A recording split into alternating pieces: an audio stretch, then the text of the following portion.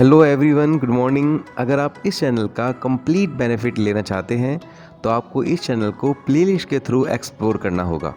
आप जैसे इस चैनल की प्लेलिस्ट को क्लिक करते हैं वैसे ही आपके सामने सारे टॉपिक्स की प्लेलिस्ट आ जाएंगी। मैंने यहाँ 10th, 11th, 12th क्लास के लिए फ़िज़िक्स लेक्चर और साथ ही बीएससी बीटेक के लिए भी physics lecture and free PDF notes with experiments यहाँ मैंने अपलोड किए हुए हैं।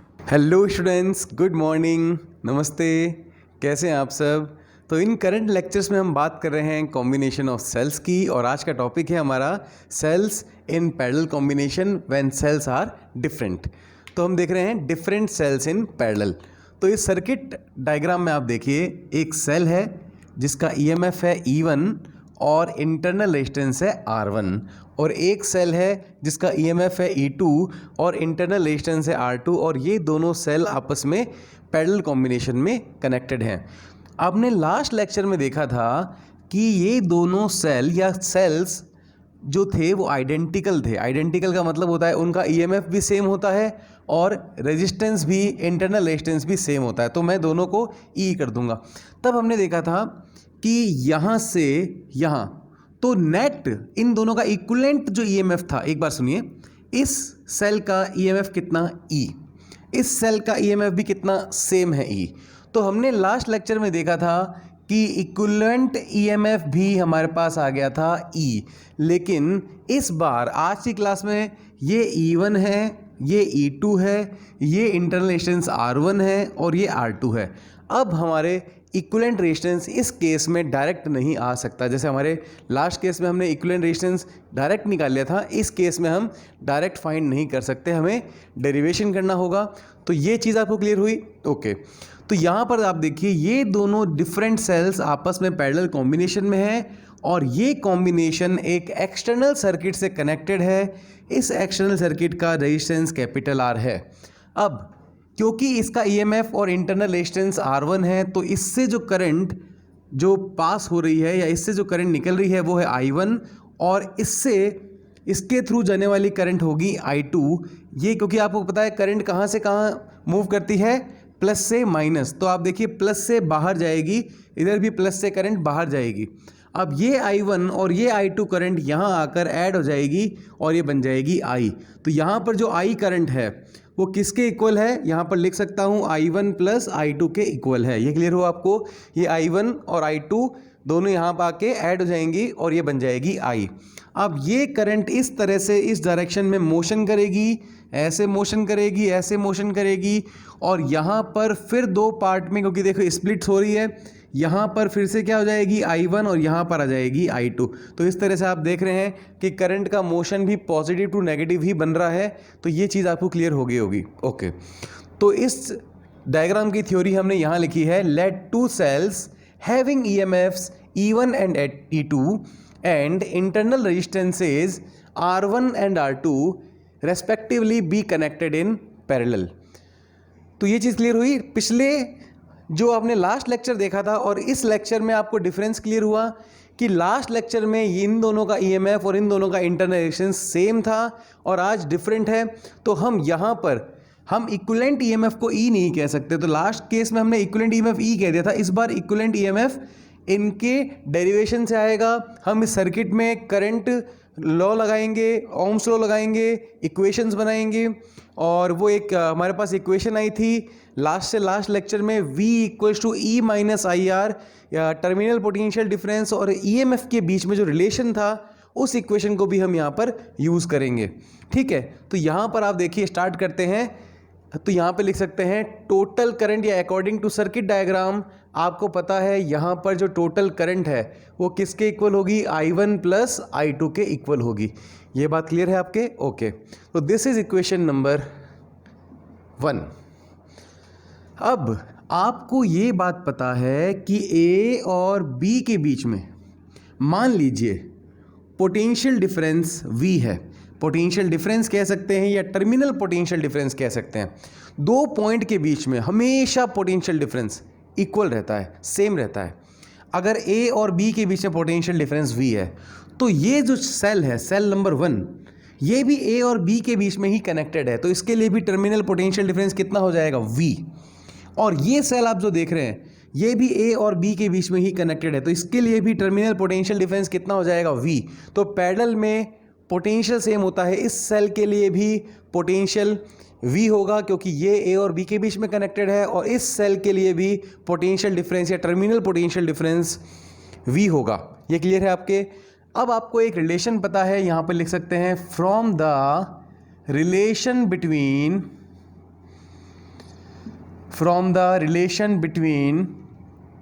टर्मिनल पोटेंशियल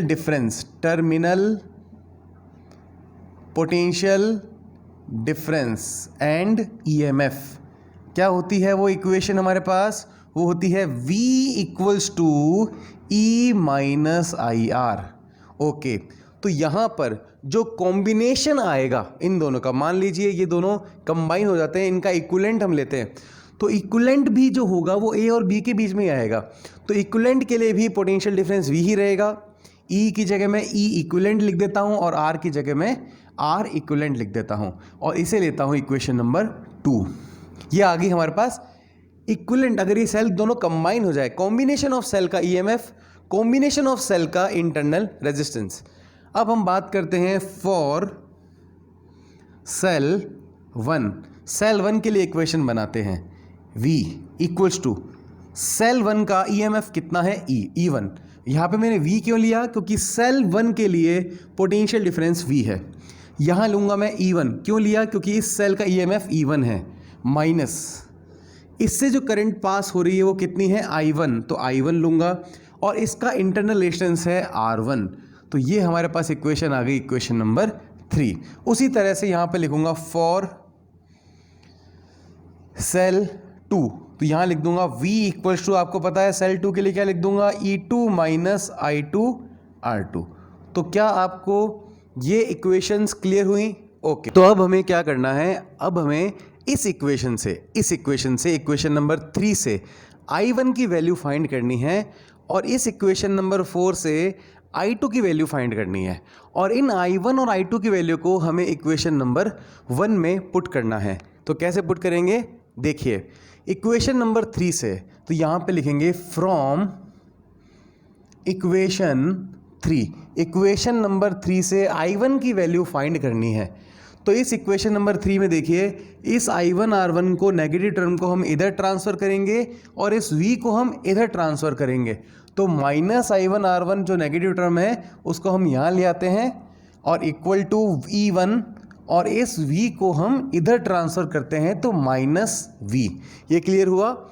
ओके, यहाँ से मेरे पास I1 की वैल्यू क्या आ जाएगी, E1 minus V upon R1।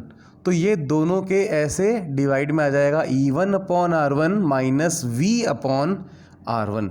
तो ये मेरे पास आ जाएगी किसकी वैल्यू, I1 की, और I1 की वैल्यू को मैं लिख दूंगा इक्वेशन नंबर 5। तो आपको I1 की वैल्यू पता लग चुकी है, तो सिमिलरली आप I2 की वैल्यू भी फाइंड कर सकते हैं। जब आप I2 की वैल्यू इसी मेथड से फाइंड करेंगे तो आपके पास आएगी I2 की value E2 upon R2 minus V upon R2। Check कर लेना, E2 minus V upon R2 हो जाएगा, E2 upon R2 minus V upon R2। तो ये आप इसी सिमिलरली हम यहाँ पे लिख सकते हैं, दिस इज इक्वेशन नंबर 6। ये इक्वेशन नंबर 6 होगी। अब हम क्या करेंगे, put value of I1 and I2 in equation I। हम I1 और I2 की वैल्यू को इक्वेशन नंबर 1 में पुट कर देंगे। ओके, यहाँ पर आप लिख लेना ये line, put value of I1 and I2 in equation 1। तो पुट करते हैं हम वैल्यू। I1 की वैल्यू कितनी है, I1 की वैल्यू है E1 minus R1 minus V upon R1। I2 की वैल्यू कितनी है, E2 upon R2 minus V upon R2। Okay, अब नेक्स्ट आगे देखिए। अब हम क्या करते हैं, इस टर्म को E1 अपॉन R1 वाली टर्म को और E2 अपॉन R2 वाली टर्म को एक साथ लिखते हैं ऐसे, E1 upon R1 plus E2 upon R2, इस टर्म को एक साथ लिखते हैं, माइनस, देख लीजिए कई बच्चे कहते हैं हमें दिखता नहीं, आप आगे आ जाते हैं सर। तो देखिए मैं बीच बीच में हट जाता हूँ, आप स्नैपशॉट ले लिए इसका, ठीक है। अब यहाँ पर E1/R1 प्लस E2/R2 एक साथ आ गया है, और V/R1 और V/R2 इन टर्म्स को मैंने एक साथ लिख दिया। अब यहाँ पर क्या करता हूँ, E1/R1 प्लस E2/R2, अगर मैं यहाँ पर V नेगेटिव कॉमन ले लूँ तो अंदर हमारे पास क्या टर्म रहेगी, 1/R1 प्लस 1/R2। तो यहाँ तक आपको क्लियर हुआ? ओके, तो इसे हम दे देते हैं इक्वेशन नंबर 6। इक्वेशन नंबर दे देते हैं 6। अब क्या है, जो हमारे पास इक्विवेलेंट वाली जो इक्वेशन थी, आई थिंक इक्वेशन नंबर 2 थी, वो क्या थी, वो थी हमारे पास V equals to E equivalent minus I R equivalent. इसका मतलब यहाँ से ये हमारे पास V इधर रहता है, फिर इक्वल में पहला टर्म आता है E इक्विवेलेंट माइनस आई, और ये रहता है R इक्विवेलेंट। जो हमने I1 प्लस I2 को ऐड किया था, I1 और I2 को देखिए ऐड किया था, तो हमारे पास ये इक्वेशन आई थी, इक्वेशन नंबर 6।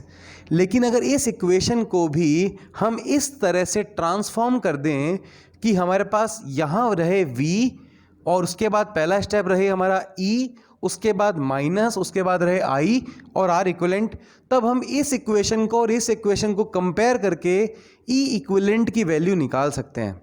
तो कैसे करेंगे, इस इक्वेशन को देखिए, यह हम लिख देते हैं from equation 6, from equation 6।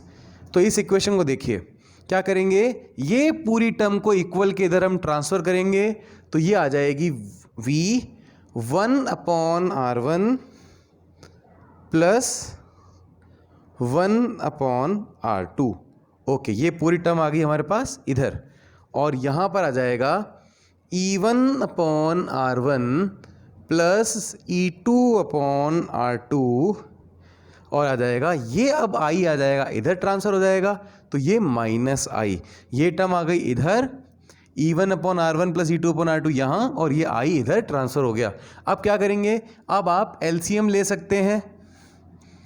LCM क्या आएगा, R1 R2 आ जाएगा, नीचे LCM मल्टीप्लाई करते हैं, R2 प्लस R1, ये आ जाएगा R2 प्लस R1, या R1 प्लस R2 भी लिख सकते हैं, एक ही बात है। इधर देखिए, इधर LCM कितना आ जाएगा, R1 R2। इधर देखिए, अब R1 R2 LCM आ चुका है, ठीक है। ये टर्म क्या होगी, R2 से E1 की मल्टीप्लाई होगी, तो यहाँ लिखेंगे E1 R2 plus E2 R1, और माइनस हमारे पास आ गया है I। इतना क्लियर हुआ? ओके, तो अब आप देख रहे हैं कि कुछ कुछ हमारे पास भी देखिए, इधर V आ गया है, इधर E इक्विवेलेंट की आ गई है, इधर माइनस I है, लेकिन यहाँ पर R इक्विवेलेंट मिस है, कोई बात नहीं। लेकिन यहाँ हमें V को सेपरेट करना है, V को अकेला रखना है, तो ये जो टर्म है हम उसको इधर ट्रांसफ़र कर देते हैं। देखिए, इस टर्म को हम इधर ट्रांसफ़र कर देते हैं, तो क्या हो जाएगी, ये टर्म ऐसे क्रॉस मल्टीप्लिकेशन होगा, R1 R2 ऐसे मल्टीप्लाई होगा, और R1 प्लस R2 ही लिखते हैं इसको, ये आ जाएगा डिवाइड में ऐसे, और ये पूरे से मल्टीप्लाई हो जाएगा E1 R2 plus E2 R1 upon R1 R2 minus I से मल्टीप्लाई हो जाएगा। तो अब देखिए, हम अगर इसको पूरे को टर्म को इससे मल्टीप्लाई कराते हैं, तो अगर इसको इससे मल्टीप्लाई करते हैं तो R1 R2 से R1 R2 हो जाएगा कैंसिल, और ये हमारे पास आ जाएगा E1 R2, पहला टर्म देखिए मल्टीप्लाई कर रहा हूँ मैं इसको इससे, तो R1 R2 से R1 R2 हो जाएगा कैंसिल आउट, ये आ जाएगा E2 R1, और अपॉन में कितना जाएगा, R1 प्लस R2। ओके, यहाँ पर देखिए माइनस I, अब ये मल्टीप्लाई में आ गया पूरा टर्म, ये इससे मल्टीप्लाई हो जाएगा, ये आ जाएगा R1 R2 upon R1 plus R2। तो अब आप देख सकते हैं आपके पास E इक्विवेलेंट, देखिए V E इक्विवेलेंट, ये टर्म E इक्विवेलेंट रहती है, तो E इक्विवेलेंट की वैल्यू कितनी आ गई, अगर दो पैरेलल सेल हैं E1 R2 plus E2 R1 plus R2, और R इक्विवेलेंट की वैल्यू कितनी आ गई, ये आ गई। तो यहाँ से हम E इक्विवेलेंट की वैल्यू हमारे पास ये आ गई है, तो आप अलग से लिख लीजिए, ये हमारे पास आ गया है, ये टर्म आ गई है, इसे लिखेंगे E इक्विवेलेंट, और ये टर्म आ गई हमारे पास आर इक्विवेलेंट। अगर हमसे पूछा जाता है, पेपर में क्वेश्चन आता है कि दो सेल जो कि डिफरेंट हैं और वो पैरेलल कॉम्बिनेशन में कनेक्टेड हैं, उनके लिए इक्विवेलेंट ईएमएफ और आर इक्विवेलेंट के लिए आप क्या निकालिए, एक एक्सप्रेशन कीजिए। तो आपको इतना करना है और लास्ट में आपको ई इक्विवेलेंट और आर इक्विवेलेंट करना है। अगर मान लीजिए करंट भी पूछते हैं तो करंट अब वो कैसे बतानी होती है, करंट होती है ई अपॉन में आर प्लस आर इक्विवेलेंट। आपको पता है ये बात। तो यहाँ पर ई इक्विवेलेंट आप लिख देंगे, यहाँ पर आर और आर इक्विवेलेंट, यहाँ पर इनकी वैल्यू भी पुट कर सकते हैं, ठीक है। तो अगर करंट पूछेंगे तो ये हमने पिछले लास्ट लेक्चर में देखा हुई है। ये क्लियर हुआ आपको कि ई इक्विवेलेंट और आर इक्विवेलेंट हमने कैसे फाइंड किया, ओके। अगर यहाँ पर आते हैं कि एन डिफरेंट सेल्स अगर पैरेलल में कनेक्टेड हैं तो फिर हम क्या करेंगे। तो यहाँ से आप देखिए ये जो हमारे पास जो टर्म है ये है ई इक्विवेलेंट। तो हम लिख देते हैं ई इक्विवेलेंट की वैल्यू कितनी है हमारे पास, E1 R2 plus E2 R1 upon R1 plus R2। ये किसकी वैल्यू आ गई हमारे पास, ये आ गई ई इक्विवेलेंट की। अगर हमसे केवल two cells different cell in parallel पूछे तो हमें फिर यहाँ तक ही करना है, आगे नहीं करना है, यहाँ तक हमें लिखना है। ये आ जाएगा R1 R2 upon R1 plus R2। हमने ये वैल्यू बता दी अलग अलग। अब हमें इसके बाद ये भी करना होता है, अगर टू सेल्स हमसे पूछे तो ये करना है हमें, और उसके बाद अगर करंट भी पूछे तो हमें लिखना है टोटल ईएमएफ ई, यहाँ पर लिखेंगे ई इक्विवेलेंट अपॉन में आर, ये जो किसका रेजिस्टेंस होता है, सर्किट का रेजिस्टेंस, प्लस आर इक्विवेलेंट। तो ये क्लियर हुआ आपको। तो ये तो आपको काम तब करना है जब आपसे टू सेल्स इन पैरेलल पूछें, डिफरेंट सेल्स इन पैरेलल पूछें। अगर यहाँ से आपसे कहें if n different cells are connected in parallel, f different cells are connected in parallel, तो आप क्या करेंगे, are connected in parallel। तो आप यहाँ से क्या करेंगे, देखिए तो आपको क्या करना पड़ेगा, क्योंकि देखिए दो में तो हम ऐसे R1 R2 अपन R1 प्लस R2 हो गया, लेकिन अगर मान लीजिए 3 पूछ लें डायरेक्ट या फॉर्मूला भी हमें याद करना हो तो फिर ये जो ई इक्विवेलेंट है, ये जो तरीका है, इसको हमें थोड़ा सा मॉडिफाई करना पड़ेगा ताकि हम 3 के लिए 4 के लिए एक स्टैंडर्ड फॉर्मूला बना सकें। तो हम इसी इक्वेशन को देखिए, अगर हम इसको ऐसे लिखते हैं 1 अपॉन आर इक्विवेलेंट, तो ये बन जाएगा हमारे पास R1 plus R2 upon R1 R2, ऐसे बन जाएगा। और फिर हम इसे ऐसे लिख सकते हैं 1 upon R1 plus 1 upon R2। आप खुद देख लीजिए, इसका आप एलसीएम लीजिए, R1 R2 एलसीएम लीजिए, R1 R2 R2 plus R1। तो ये R1 प्लस R2 ऊपर लिख दीजिए, प्लस में आगे पीछे हो सकता है, फिर से बताता हूँ। इसको आप फिर से सॉल्व कर लीजिए, R1 R2 एलसीएम ले लिया, R2 प्लस R1। तो ये इसे R1 प्लस R2 भी लिख सकते हैं। तो पहले आप बताइए कि 1 अपॉन आर इक्विवेलेंट की वैल्यू ये लिख सकते हैं। अब आपके पास यहाँ पर बात करें n डिफरेंट सेल्स कनेक्टेड हैं, उनके लिए ये तो हो गया था 2 के लिए। तो अगर n कनेक्टेड हैं तो 1 अपॉन आर इक्विवेलेंट हमें फाइंड करना है, और उसकी वैल्यू कैसे करेंगे, अगर 2 हैं तो 1 upon R1 plus 1 upon R2, अगर 3 हैं तो 1 upon R1 plus 1 upon R2 plus 1 upon R3 हो जाएगा, और अगर n है तो हम इसको बढ़ा देंगे n तक। ये क्लियर हुआ आपको, ओके। तो ये तो आ गया R equivalent 1 upon R equivalent जब n डिफरेंट सेल्स कनेक्टेड हो पैरेलल। यहाँ पर कोई डाउट तो नहीं है आपको, यहाँ से हमने इसको 1 अपॉन टर्म में लिखा, क्यों इसको क्यों लिखा ऐसा, ताकि ये देखिए अगर 2 सेल हैं तो ये हो जाएगा, लेकिन अगर 3 हो तो हमें एक ऐसा स्टैंडर्ड फॉर्मूला बनाना पड़ेगा। जैसे 3 थे तो हमने डायरेक्ट 3 एक टर्म और ऐड कर दी, तो हमें ऐसा फॉर्मूला बनाना है कि हमें जितने भी सेल कहें हम बस उसमें डायरेक्ट फॉर्मूले में एक टर्म और ऐड कर दें। तो इसमें ही थोड़ा कॉम्प्लिकेटेड था, इसलिए हमें 1 अपॉन आर इक्विवेलेंट लिख के 2 सेल के लिए हो जाएगा 1 upon R1 plus 1 upon R2, और अगर n सेल्स हैं तो ये हमारे पास आ जाएगा equivalent resistance for n cells. तो यहाँ पर आप नीचे लिख दें, this is the expression for equivalent resistance for n different cells connected in parallel, ऐसे तरह से लिख दें, ओके। उसके बाद बात करते हैं ई इक्विवेलेंट की। तो इस इक्वेशन को हम थोड़ा देखते हैं। तो ई इक्विवेलेंट अगर हमें स्टैंडर्ड निकालना है कितने रजिस्टेंस कितने सेल्स के लिए, n सेल्स के लिए, तो हमें इस इक्वेशन में डिवाइड करनी पड़ेगी R इक्विवेलेंट की इसको बताता हूँ कैसे, आराम से देखिए। E इक्विवेलेंट में R इक्विवेलेंट का डिवाइड कर दीजिए। अब पहले 2 के लिए देखते हैं, फिर इसी को हम मॉडिफाई करके कितना कर देंगे, n के लिए। तो हमने क्या किया, इसके लिए हमें R इक्विवेलेंट के लिए डिवाइड करना है। ओके, अब R इक्विवेलेंट की वैल्यू कितनी है, हमने डिवाइड किया R इक्विवेलेंट की वैल्यू। R इक्विवेलेंट की वैल्यू यहाँ से उठाते हैं, अपॉन में है तो R इक्विवेलेंट की वैल्यू लिखेंगे R1 R2। ये देखिए R इक्विवेलेंट अपॉन में है तो इसके अपॉन में वैल्यू लिखिए R1 R2 upon R1 plus R2। ये R1 प्लस R2 कहाँ चला जाएगा, न्यूमरेटर में, यहाँ पर R1 प्लस R2। अब ये R1 प्लस R2 वाली टर्म, इस R1 प्लस R2 वाली टर्म दोनों कट जाएंगी, ये टर्म और ये टर्म क्या हो जाएंगी, कैंसिल, और हमारे पास E equivalent upon R equivalent की वैल्यू आ जाएगी E1 R2 plus E2 R1 upon R1 R2 upon R1 R2। ये क्लियर हुआ आपको। अब यहाँ से देखिए हम इसे सॉल्व कर लेंगे, E equivalent upon R equivalent, ये आ जाएगा, डिवाइड कीजिए E1 R2 में R1 R2 का डिवाइड कीजिए, R2 से R2 cancel, E1 upon R1 plus इसमें डिवाइड कीजिए R1 R2 का, R1 से R1 cancel, E2 upon R2। Okay, तो यहाँ से हम E इक्विवेलेंट की वैल्यू फाइंड करते हैं, E1 upon R1।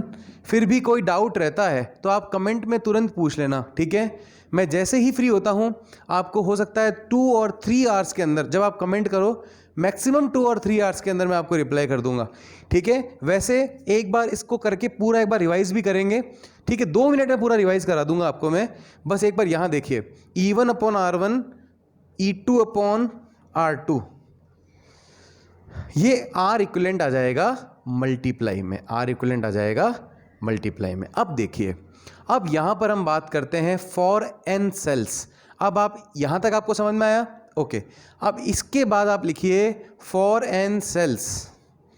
n cell के लिए क्या हो जाएगा, अब हमारे पास देखिए स्टैंडर्ड टर्म आ गई है। अगर 3 सेल कहता है तो E1 upon R1 plus E2 upon R2 plus E3 upon R3, बस एक और ऐड करना है। और R इक्विवेलेंट में हमें क्या लिखना है, R इक्विवेलेंट की वैल्यू है हमारे पास ये 1 upon R equivalent 1 upon R1 plus 1 upon R2। इस तरह से हमें क्या लिख देंगे, R इक्विवेलेंट की वैल्यू, भाई इस तरह से सॉल्व कर लेंगे। R इक्विवेलेंट की वैल्यू हमने यहाँ पे फाइंड कर ली है 1 अपॉन R इक्विवेलेंट।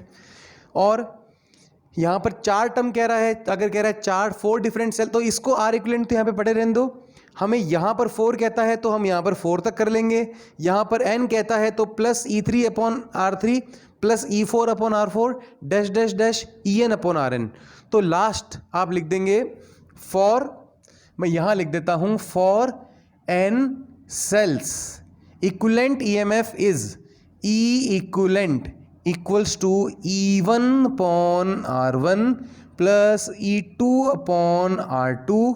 और ये ऐसे डैश डैश कीजिए, यहाँ लिखिए En अपॉन Rn और यहाँ R इक्विवेलेंट। तो यहाँ पर आप कहेंगे सर R इक्विवेलेंट की वैल्यू क्या होगी, यहाँ इस फॉर्मूले से पहले आप R इक्विवेलेंट सॉल्व कर लीजिएगा, फिर यहाँ पर आप वैल्यू पुट कर लीजिएगा R इक्विवेलेंट की, और इस तरह से हमारे पास ये आ जाएगा equivalent EMF when n cells different cells are connected in parallel. तो ये टॉपिक यहीं पर ख़त्म होता है। अब इसके न्यूमेरिकल और परफॉर्म करेंगे नेक्स्ट लेक्चर में, उसके बाद किरचॉफ्स लॉ स्टार्ट कर देंगे। आज का लेक्चर केवल इतना ही, बाकी करेंगे नेक्स्ट लेक्चर में।